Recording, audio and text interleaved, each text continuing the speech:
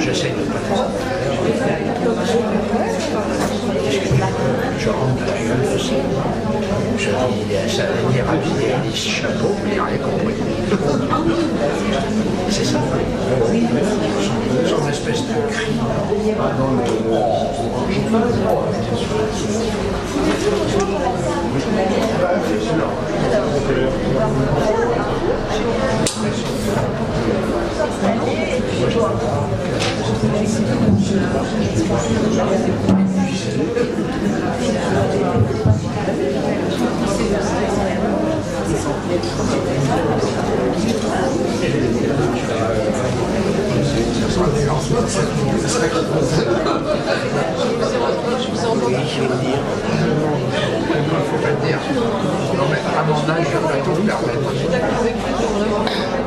Encore des fois, si je me fâche, il faut que j'arrête.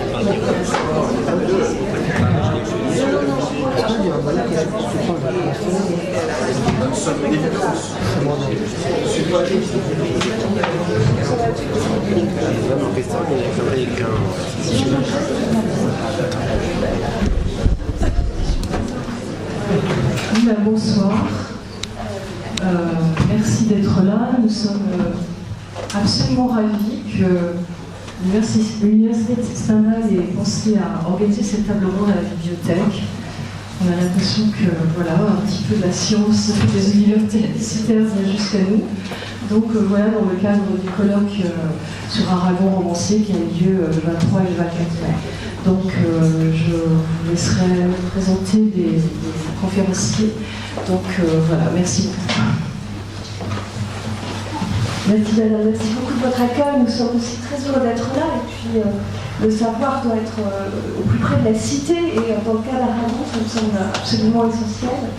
Donc peut-être vous dire d'abord que nous sommes au regret de ne pas présenter aujourd'hui Jean Ristat, qui au dernier moment a dû décliner cette invitation à son grand regret. Donc Jean ne sera pas parmi nous aujourd'hui. Je vais vous présenter donc Daniel Gounod, pour vous présenter un colloque, parce qu'il est souvent intervenu, en particulier ici, qui est spécialiste d'Aragon et auteur en particulier de cette belle collection, édition de référence, qui est l'édition des romans d'Aragon dans la collection La Clénale. Et puis Bernard qui s'occupe de la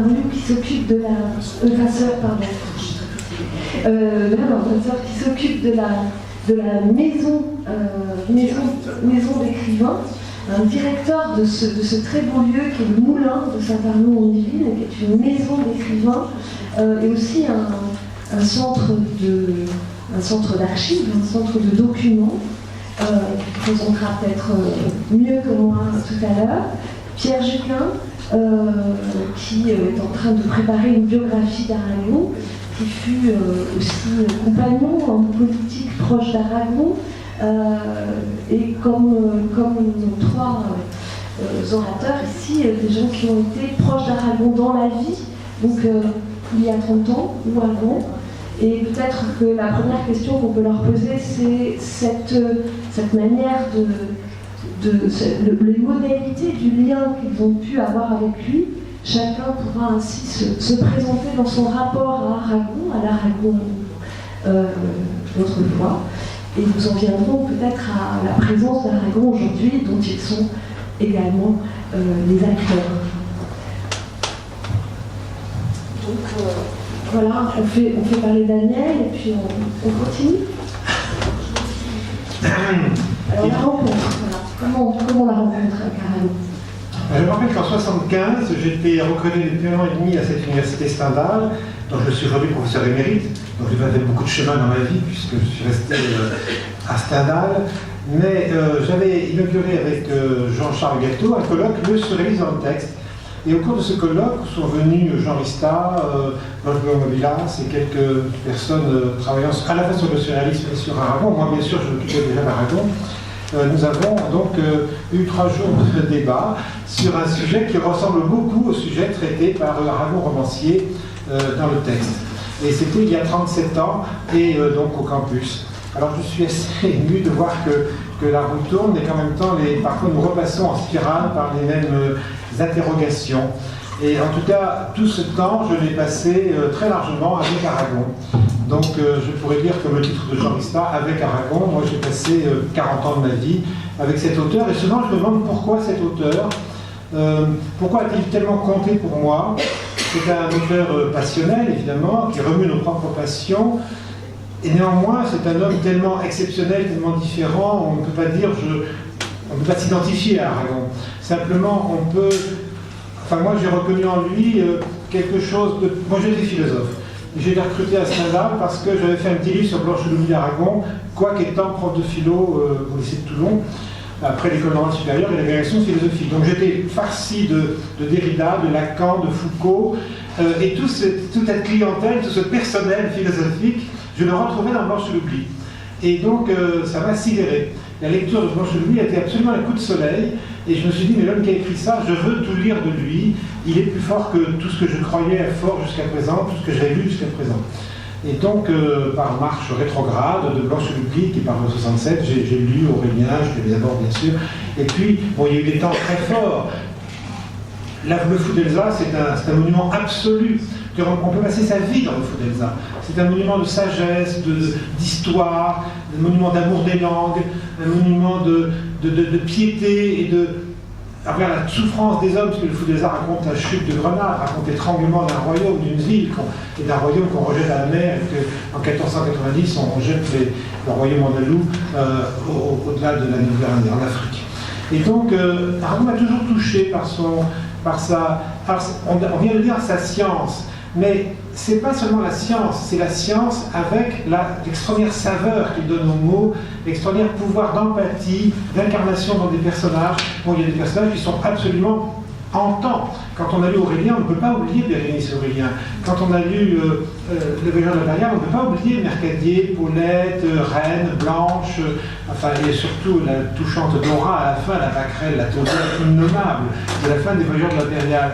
Mais la mise à mort, enfin tout cette... Anicet, le premier, Anicet le tout premier roman d'Aragon, qui est tellement frais, touchant et savant, mais la science ne suffit pas, la science ne suffira jamais. Voilà, alors Aragon, bon, j'étais à Toulon, ayant fait ce petit livre, lui il venait passer ses vacances à Toulon parce que c'était le lieu de sa mère, ou peut-être d'ailleurs sans doute a-t-elle accouché, non pas à Paris, mais à Toulon, parce qu'elle est venue cacher sa grossesse à Soliès, dans ses propriétés de Chenevet et de Mimosa, comme écrit Aragon dans la mise à mort. Il n'a vu pas sa mère reprenant le train de l'époque pour aller accoucher à Paris. Donc il est probable qu'Aragon est né à Toulon. Et d'ailleurs, il a passé toute sa vieillesse, après Elsa, chaque été, 2 mois à la résidence hôtel du Cap-Brun à Toulon. Et moi, j'habitais au bout du Cap-Brun, au pied du Mourillon, au pied du Cap-Brun, oui, au bout du Mourillon, la Corniche. Hein. Nous habitions à 500 mètres à pied de la résidence du Cap-Brun. Donc j'allais voir Aragon en 73-74 à cette résidence hôtel. Puis après, un peu rue de Varenne. Je ne peux pas dire que je l'ai vraiment connu, mais je l'ai bien connu littéralement. Et faire Pléiade, croyez-moi, faire 5 Pléiades, bon, c'est un parcours, non pas du combattant, parce que j'ai adoré faire ça, et j'aimerais continuer. Je ne me suis pas dégoûté de mon auteur, contrairement, on fait une thèse, on se dégoûte du sujet de la thèse, on hait son auteur, on le haït par débordement, par too much. Bon, vraiment, c'est le contraire. Il est tellement compliqué que chaque fois j'apprends des choses, et franchement, on apprend le siècle, c'est comme Hugo. Bon, Aragon est né en 97, il est mort en 85, 82, 93, 87, 82, ça fait 85 ans de vie. Il a couvert le siècle, il a couvert les atrocités du siècle, il a couvert 2 guerres qu'il a faites, il a couvert la guerre froide, il a couvert le stalinisme, dans lequel il s'est incontestablement engagé, et à un moment il a aimé ça, et puis après il a payé et détesté ça. Il a fortement, incroyablement payé pour cet engagement auprès dans les temps cruels, les temps impossibles de la guerre froide des années 50. Bon. Mais Aragon a énormément payé pour son engagement, et donc il a souffert plus qu'un autre, je crois. Il a énormément souffert, Et en même temps, il a exalté cette souffrance, il l'a magnifiée, il en a fait une espèce de drapeau, une espèce de... Bon, il y a un côté aussi religieux espagnol chez Aragon, il y a un côté rétable de la passion, il y a un côté sanguinolent d'Aragon, expressionniste, enfin, cruel, doloriste, et en même temps quelle force, et en même temps quel courage. Donc c'est un homme dont on n'a pas fini d'épuiser les contradictions, et tout ça m'a enchanté. Puis il y a le chant. Bon, je sais pas si on parlera du chant, mais évidemment, Aragon, ça rentre d'abord par les oreilles. Ça rentre par Ferré, par Ferrat. La voix Ferré, la voix Ferrat. C'est formidable. Bon, à partir de là, bon, il est plus Casper. Alors peut-être Bernard Vasseur, vous, comment avez-vous connu Aragon? Moi aussi, j'étais enseignant, prof de philo. Et donc, bon, c'est un pur plaisir de lecteur, dans mes lectures professionnelles, je dirais, c'était Spinoza, Marx, etc. Mais enfin, Aragon. Et moi, ce qui m'a beaucoup intéressé, c'est qu'il y a plusieurs Aragons. Alors, il n'y en a qu'un, il y en a plusieurs. Enfin, oui, tout ça est un peu, évidemment, compliqué. C'est comme Picasso. Il y a la période rose, la période bleue, et tout ça, c'est toujours Picasso. Bon. Alors, on peut déjà voir quand il y a Picasso, est déjà là, puis continue. Mais enfin, moi, je suis rentré dans Aragon quand j'étais jeune, par les jeunes étudiants, par le texte de la période surréaliste. Hein, le paysan de Paris, et plutôt, oui, par le Télémaque, les aventures de Télémaque à Nice. Bon. Plutôt ça que de joie, qui m'avait pas trop branché. Bon. Mais enfin,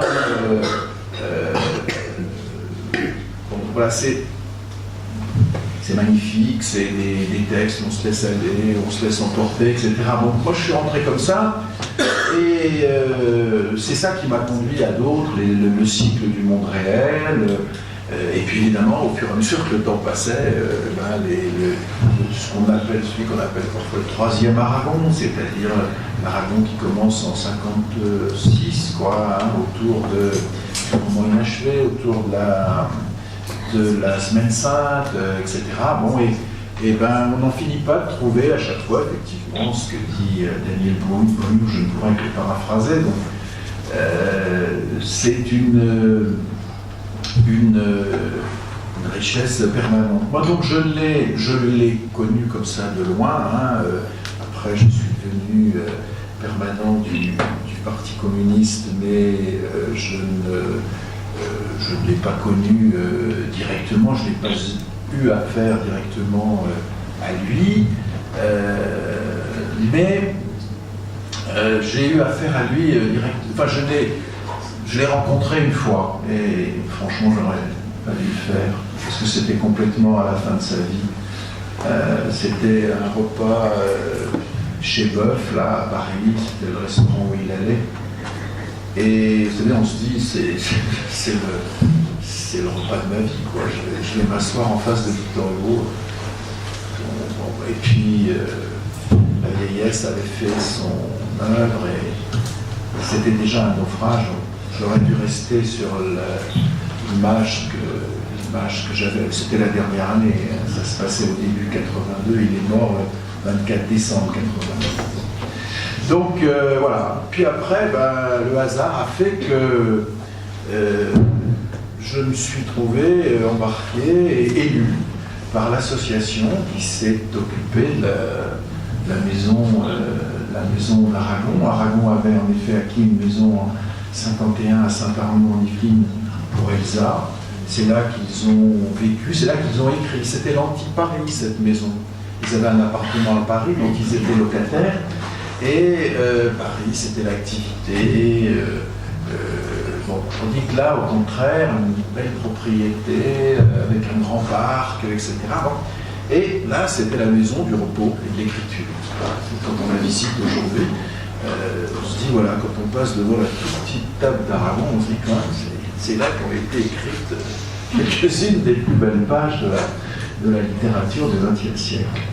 Bon, parce que cette maison, en effet, maintenant, Aragon l'a donnée à la France, d'une certaine manière. Le propriétaire, c'est l'État, le ministère de la Culture, et c'est une association qui s'est constituée en fondation, qui est présidée par Madame Edmond de Charleroux, et dont le secrétaire perpétuel est Jean Rista, l'exécuteur testamentaire d'Aragon, son héritier. Et donc, eh bien, on s'efforce de faire vivre ce lieu. Alors, je vous en parlerai, on y accueille des visiteurs, j'en parlerai tout à l'heure, je vais laisser la parole à Pierre, mais je dirais que si vous voulez, j'ai été mêlé à ça précisément parce que je n'étais pas littéraire. C'est-à-dire qu'il y a eu, après la mort d'Aragon, une espèce de tumulte parmi les Aragoniens, et y compris les Aragoniens communistes. Vous voyez, et alors, moi, on m'a mis là, parce que précisément, je n'avais été mouillé dans aucune des coteries. Vous voyez, alors moi, j'arrivais avec philosophe, alors, et j'ai passé mon temps à dire à tous ces gens qui en étaient venus à se détester, je vous aime, aimez-vous les uns les autres, vous êtes mes enfants, etc. Enfin, je plaisante un peu, mais enfin, quand même, c'est vrai qu'il y a eu des moments un peu de dissension brutale. Et moi, comme je n'avais pas été mêlé à ça, c'est comme ça que je suis arrivé à être directeur de ce lieu, à essayer de réconcilier tout ce monde-là qui aujourd'hui, je crois, est pacifié. Et j'en suis coexistence pacifique. C'est une grande croyance d'Aragon. Donc, je crois que j'en suis heureux. Et je vous parlerai tout à l'heure de la maison, mais nous en sommes au début. Pierre, c'est ça, vous allez Bon, après Ségolène, ma sœur, je vais vous ramener très très loin en arrière, à cause de l'âge. La première fois que j'ai entendu parler d'Aragon, c'était dans l'hiver 1942-1943. J'ai été élève de 5e, 4e, au lycée Blaise Pascal à Clermont-Ferrand. Et j'avais un professeur qui d'ailleurs a disparu quelques mois après dans le maquis, il s'appelait Monsieur Dichon. Il y a une longue lettre de lui dans les archives d'Aragon. Et ce Monsieur Dichon avait eu par l'université de Strasbourg, qui était, rappelez-vous, un poème d'Aragon dans la Diane française, installé à Clermont-Ferrand, il avait eu un exemplaire du Crève-Cœur.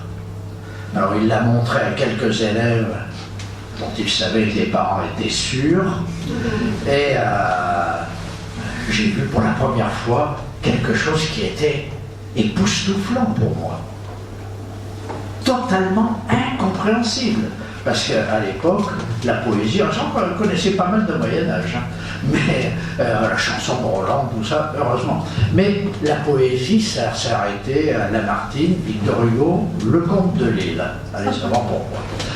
Et Marceline Desbordes d'Albord, j'ai retrouvé beaucoup plus tard chez Aragon.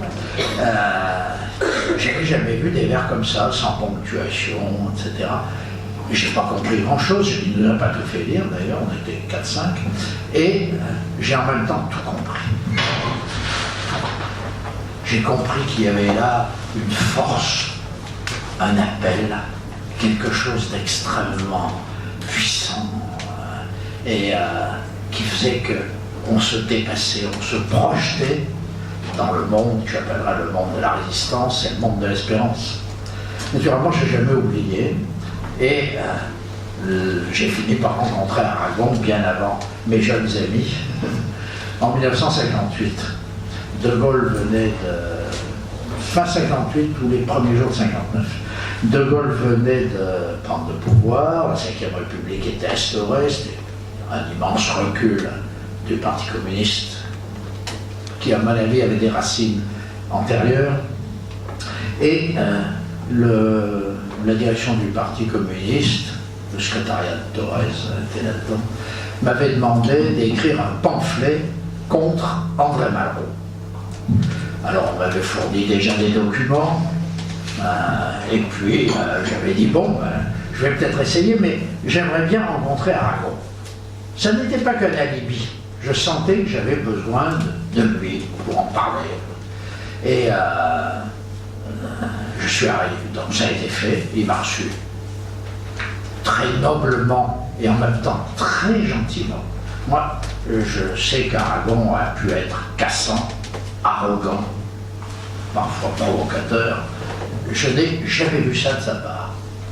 J'ai toujours eu avec lui des rapports qui, de sa part, étaient d'une incroyable courtoisie, d'une gentillesse et même d'un certain respect. Parce qu'il n'y a jamais eu, je n'ai jamais perçu la moindre condescendance de sa part. Je tiens à le dire parce que les expériences ne sont pas toutes les mêmes. Et alors il me reçoit, comment ça? Il me plante dans un fauteuil couleur boudet tranché. J'étais très usé, et puis bon, j'étais tout au fond, je suis petit, il était grand, et sur ces longs fuseaux, 3 pas d'un côté, 3 pas de l'autre, il était extrêmement pressé pendant plus de 2 heures après que j'ai eu droit à la visite des différents portraits d'Elsa, Man Ray, Matisse, etc., qui était l'initiation type à laquelle ont eu droit tous les autres, je crois. Il parle. Il a surnagé de ce qu'il m'a dit, parce que j'étais ébloui et en même temps un peu étonné. Il a surnagé de ce qu'il m'a dit. Une chose qui n'a jamais été vérifiée, c'est que lorsqu'il visitait dans l'équipe d'écrivains autour de Maxime Gorky le canal de la mer Blanche construit par les prisonniers politiques, Malraux, au lieu de regarder ce qui se passait, faisait la cour à Elsa. Bon, je voyais qu'on m'approchait de Malraux, pensez donc. Pendant 2 heures, il me parle, et puis tout d'un coup, il me dit « Ah oui, Malraux !» Alors il fait un moment de suspense. C'était Talma. Et un grand combinard, aurait dit jouer. Et il me lâche « Oui, n'oublie pas, mon petit, que nous avons été sur les mêmes estrades. » J'ai compris, je n'ai jamais écrit de pamphlet. Maurice Thorez ne m'en a jamais voulu. Il a même, quand je lui ai raconté 1 ou 2 ans plus tard l'affaire, eu un petit sourire entendu. C'est le premier grand service qu'Aragon m'ait rendu dans ma vie. Vous voyez, traînant depuis 50 ans, un pamphlet anti-Malraux. J'en serais jamais sorti. J'ai déjà bien d'autres choses à me faire pardonner. Voilà. Et puis nous nous sommes revus de loin en loin, et après beaucoup plus, parce qu'il a siégé au comité central du Parti communiste, et nous étions l'un près de l'autre. Alors là, ça se passait régulièrement de la même façon. Il écoutait le rapport attentivement. Mais après, la discussion, sauf exception, ne l'intéressait guère. Alors il y avait une pause après le rapport, et il y avait une espèce de couloir, n'est pas perdu, mais qui n'était pas perdu pour moi. Et il prenait soit moi, soit un autre voisin dans le même rang, qui était René Andrieux, le rédacteur en chef de l'Humanité. Et alors, là, c'était plus de 3 pas, c'était à peu près 5. 5. Il parlait sans arrêt jusqu'au repas. Évidemment, on pourrait se dire, je me le suis parfois dit, mais je ne me le dis plus du tout, j'aurais dû noter tout ça. Mais ça aurait été tellement banal, il manquait l'œil, le regard, l'accent, les gestes de main, enfin, tout ce qu'on peut imaginer, je l'aurais réduit à sa plus simple expression, ça aurait été très mauvais. J'ai entendu des choses extraordinaires, une grande colère contre Pierre Daix, par exemple. J'ai entendu toutes sortes de choses. Voilà mes rapports avec Aragon, puis nous avons travaillé ensemble. Je vais m'arrêter là parce que j'ai une anecdote à raconter, mais tu la connais. Je la ferai courte, mais pas maintenant, un peu plus tard. Elle m'est revenue, je l'avais oublié parce que j'ai raconté une fois au Moulin, elle m'est revenue quand j'ai lu la future chronologie du dernier tome des romans d'Alpéiade que Daniel Bougnou a bien voulu me passer pour m'aider à terminer le travail que je fais actuellement sur Aragon. Et j'ai vu dedans qu'il citait un article des Lettres françaises sur la guerre du Vietnam qui commence par « La guerre américaine au Vietnam ». Il se trouve que je suis l'auteur de ce texte, parce qu'Aragon ne voulait pas l'écrire. Voilà. Je vous raconterai comment ça s'est passé, c'est très drôle, c'était un personnage. Mais je vous raconte les petits côtés de la chose. Pour moi, je suis en train de terminer une biographie, surtout vue sous l'angle de l'histoire politique d'Aragon, qui sera énorme. Il va faire 1600 pages. Je ne veux pas dire qu'elle sera bonne. Vous savez bien. Ce que vous répétez à vos étudiants, pas faire trop long. C'est pour moi non seulement une expression d'amitié, le nouveau tome de mes mémoires d'une certaine façon, parce que j'ai vécu un peu avec lui, à travers lui, c'est aussi l'évocation de l'infini. Vous savez qu'il y a une revue sur Aragon qui s'appelle Faites entrer l'infini, c'est une expression qui est reprise d'un texte à l'époque surréaliste. c'est l'infini, il est inépuisable. Je partage totalement ce qu'ont dit Daniel et Bernard. On n'en a jamais fini avec Aragon, et j'espère qu'on n'en finira pas de longtemps. Un jour, je lui avais dit, tu as quand même de la chance, parce qu'à travers toutes les vicissitudes, toi, tu laisses une grandeur écrite. Le moment était venu, au cours des années 50 et surtout 60, et sur le début 70, où nous pouvions nous parler comme ça. Et il m'a dit, oh, mon petit, on ne peut même plus lire les textes du Moyen-Âge. Il vivait avec la mort, il vivait avec une mélancolie. C'est un mélange, il a dit Daniel, contradiction, c'est vrai, d'espérance folle et de mélancolie, de tristesse devant le temps qui passe. Regardez par exemple ce poème incroyable, il n'y a plus de rue de Vanves. Moi j'ai habité rue de Vanves. Seulement, il faut quand même savoir que la rue de Vanves s'appelle aujourd'hui rue Raymond-Losserand, que Raymond-Losserand, Aragon l'avait connu. C'est un héros de la résistance communiste, mort, et que c'est très étrange qu'il n'y ait pas du tout l'héroïsation, l'évocation de ce grand épisode de combat, mais au contraire, la tristesse du temps qui s'en va, au vent de l'histoire. Oui, ce qui est frappant quand vous en parlez d'Aragon tous les trois, c'est déjà la manière dont vous l'avez rencontré les uns et les autres, à travers des textes, la poésie, le surréalisme et un des derniers romans, Blanche l'oubli. Trois moments dans la carrière, dans l'écriture d'Aragon.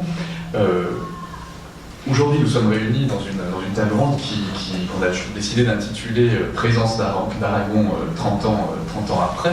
Alors, avant de revenir peut-être à des anecdotes, hein, c'est ce qu'on espère aussi, aujourd'hui, vous trois, que garderiez-vous, disons, en priorité d'Aragon, de ce qu'il a écrit?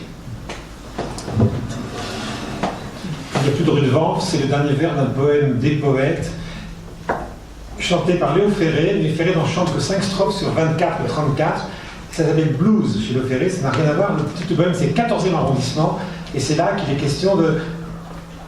On écrit des vers de la prose, on doit trafiquer quelque chose en attendant le jour qui vient. C'est le jeune Carabin, en 21, salle de garde d'hôpital Brousset. Il hésite entre une carrière de médecin et sa carrière d'écrivain, surréaliste, tout casser, foutre le camp, bon, ce qu'il va faire par rapport à la médecine. C'est un poème magnifique, une chanson absolument magnifique, avec un swing, une hésitation, un refrain auquel Ferré a eu le bonheur de monter les poèmes d'Aragon en les sortant de leur gang. Il y a une espèce de fleuve de mots dans le 14e arrondissement, et Ferré en fait le bijou des 5 strophes de blues. Écoutez ça ce soir en allant vous coucher, et vous retrouverez le très grand Aragon. Mais il est partout de toute façon. Donc, qu'est-ce qu'on pourrait sauver, entre guillemets? C'est ça la question. Non, qu'est-ce qu'on pourrait mettre en... Moi, je dirais, parce que j'ai eu des étudiants, et chaque fois, je me suis heurté, au fond, au reproche implicite que Aragon, c'est patrimonial. Et c'est ce que m'a dit un important responsable culturel de la ville de Lyon, que je ne nommerai pas, mais qui m'a dit, oh non, pas un débat sur Aragon, sauf si on voulait faire patrimonial. J'ai senti que c'était le reproche absolu, et j'ai remballé mes billes, mais pour moi, Aragon, c'est justement le contraire du patrimonial. C'est-à-dire, je pense qu'un jeune homme, une jeune femme, aujourd'hui, peut, lisant Le Paysan de Paris, lisant Anicet, lisant Télémaque, lisant L'Instant, qui est un texte absolument magnifique et scandaleux, ou Le Conte d'Irène, tout ça c'est dans le tome 1 de la Pléiade, mais franchement, et j'ai offert plusieurs fois ce tome 1 à des jeunes gens, en leur disant, lisez au moins ça. Parce que là-dedans, vous avez des ressources de jeunesse, de révolte, de sensualité, et tout un cheminement amoureux.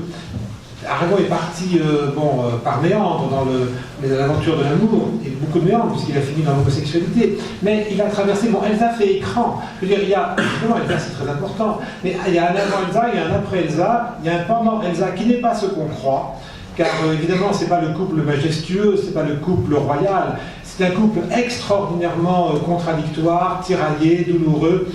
Autant Aragon a chanté Elsa, jamais Elsa n'a chanté Aragon. elle a plutôt écrit un livre intitulé « Personne ne m'aime », ce qui est quand même assez culotté face à Aragon qui la couvrait d'un amour